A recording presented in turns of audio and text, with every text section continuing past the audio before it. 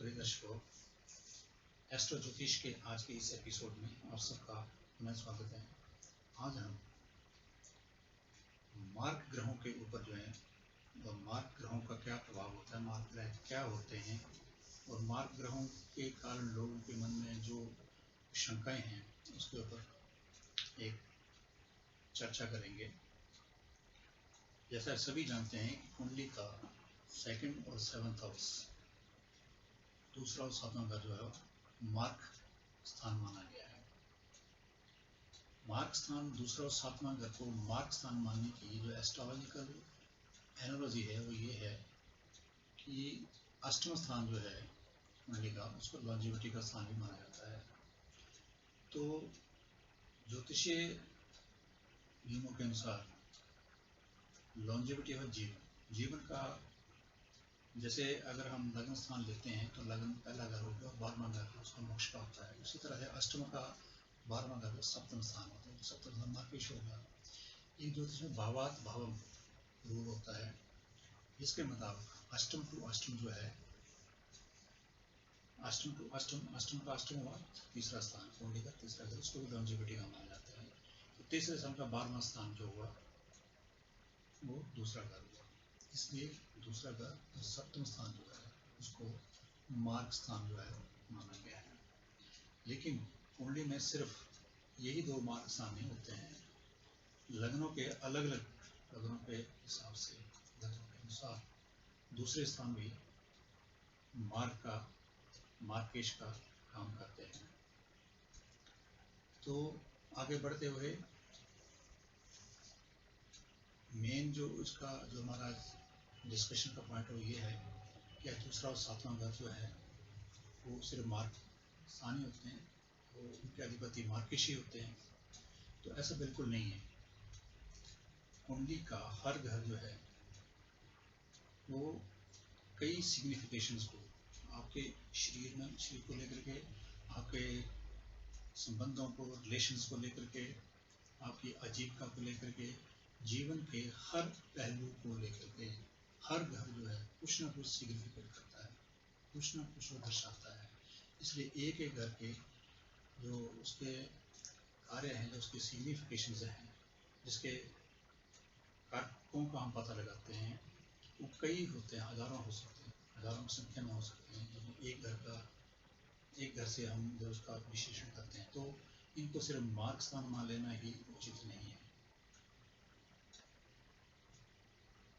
दूसरा स्थान को हम कुंडली में एक परिवार, कुटुंब और संचित धन का मानते हैं, जो आम ज्योतिषी, जो आम दैनिक उपयोग की जो ज्योतिष की भाषा में उसको माना जाता है, वाणी का माना जाता है, चेहरे का माना जाता है, आपके दांत वगैरह इन चीज़ों को इससे देखा जाता है।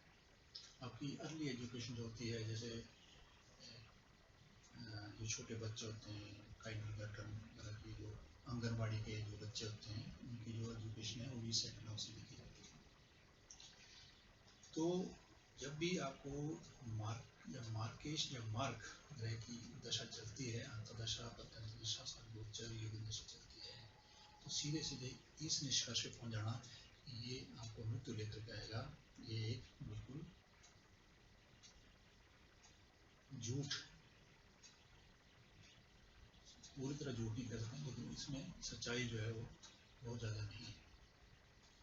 हाँ, ये सच्चाई अवश्य है कि जब भी आपकी मौत होगी, मृत्यु आएगी, नेचुरल मृत्यु आएगी आयु पूर्ण होने के पश्चात, तो ये 99% ये प्रूव्ड है, ये देखा गया है कि जब भी आपकी मृत्यु होगी तो मार्गेश ग्रह के निशान, या मार्गेश ग्रह का कोई अंतर चल रहा होगा, उसके ऊपर उसकी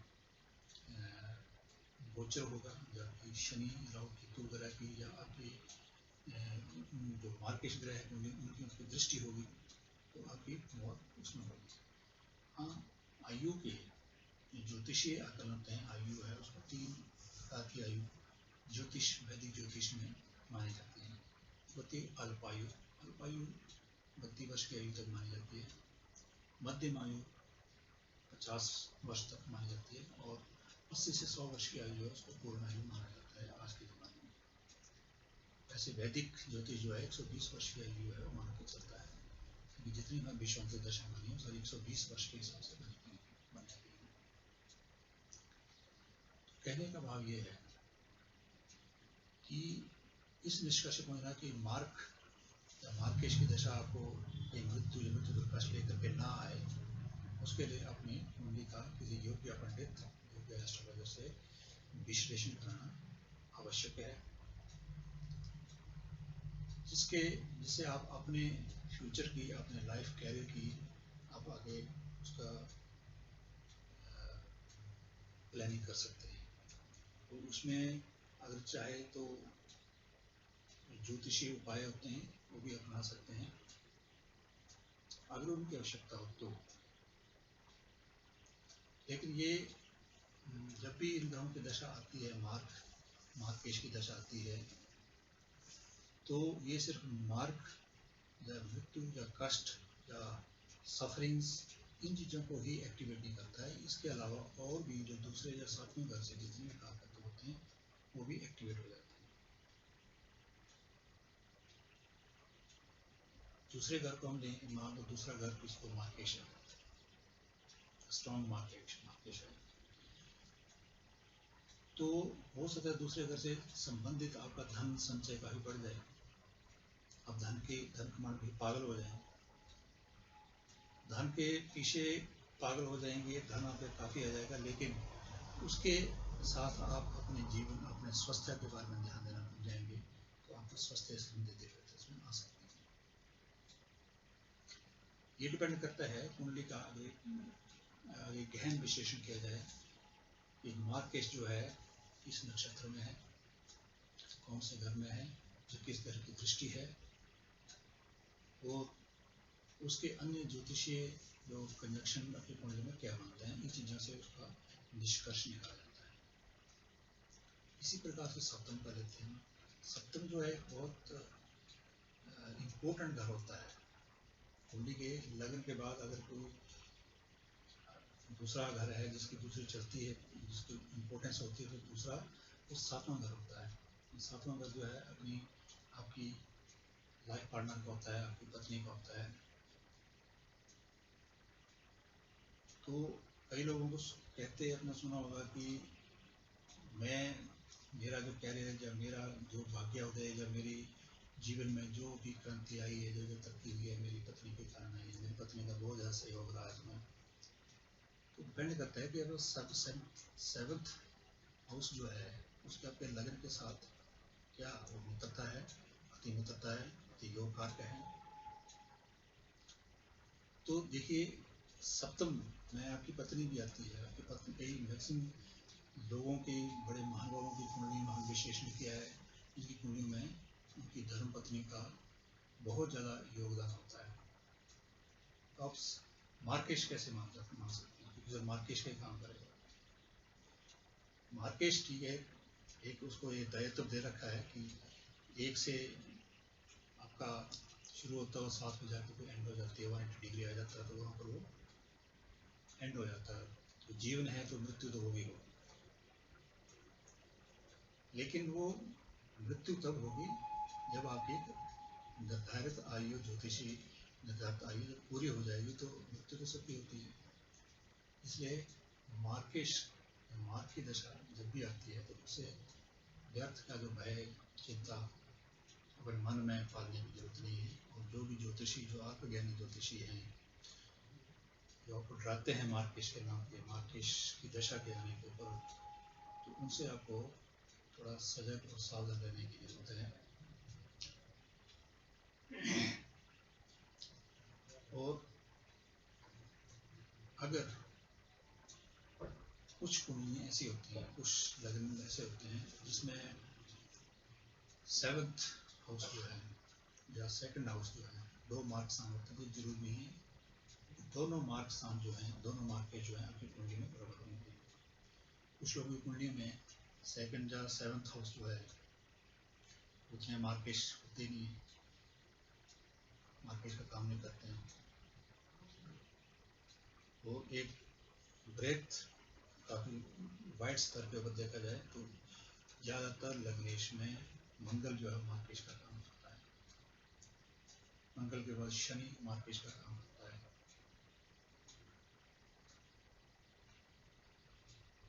शनि की जब भी किसी मार्केश की ज्योति होगी तो मृत्यु तो आष्टा को ये जरूर देगा, अगर शनि आपकी कुंडली में सही ठीक जगह पे नहीं बैठा है तो। इसलिए मार्केश और मार्ग ग्रहों से आपको ज़्यादा भयभीत होने की जरूरत नहीं है। अपनी कुंडली का कम से कम जब भी आपका जन्मदिन आता है तो वर्षफल जिसमें योग के पंडित से उसका विश्लेषण अवश्य करना चाहिए। तो कुछ थोड़ा अपने आप भी इसमें ज्ञान कर सकते हैं। तो इतनी ये कोई रॉकेट साइंस वाला काम ज्योतिष में नहीं है। जब भी किसी ज्योतिष के पास जाएं तो कुछ नॉलेज जो है उसका जो बेसिक नॉलेज आपको पता नहीं होना चाहिए, ताकि आपको कोई व्यथा बिना किसी कारण के आपको लूट ना सके। तो आज के इस एपिसोड में बस इतना ही। बाकी इसके आगे कुछ और ज्योतिषीय विषयों के ऊपर हमारी ये चर्चा जो है वो जारी रहेगी और ऐसे एपिसोड बना करके आपके सामने आते रहेंगे। आप उनको सुने और मुझे अपनी जो फीडबैक अवश्य दें। और अपनी कुंडलियों का अगर आप इसमें कोई प्रश्न पूछना चाहते हैं तो कमेंट बॉक्स में आप पूछ सकते हैं, या हर संडे या शुक्रवार दिन या शाम को जैसे मुझे समय मिलता है मैं आपको जरूर फीडबैक दूँगा। तो इन शब्दों का बहुत धन्यवाद। Thank you.